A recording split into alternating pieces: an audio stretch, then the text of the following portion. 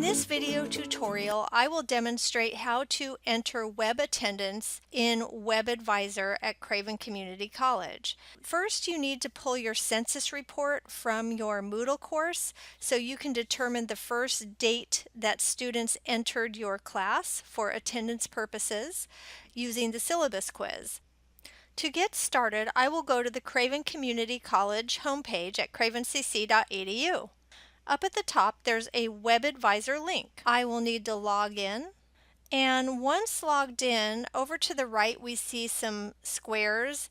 I'm going to select the one that says Faculty. I will enter the Web Attendance Tracking link. I will go to Attendance Tracking.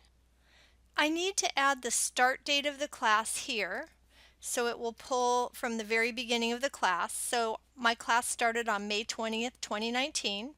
I'm going to select this section at the bottom because it's 2019 summer, and that is the section I want to enter my attendance for, and then I will submit. My next step is to add the letter E for each student's first day. I will look at my census report. I will put an E underneath the date that the student completed the syllabus quiz. So each student will potentially have a different start date in my online class based on the day that that student took the syllabus quiz.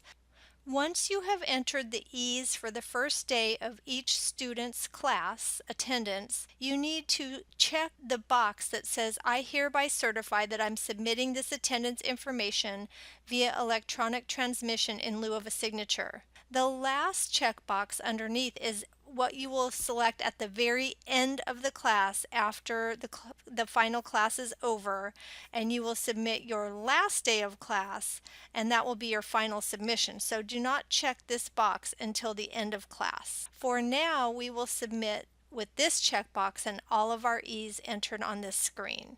So I will submit. And that's it. Thanks for joining me for this tutorial on entering web attendance. See you next time.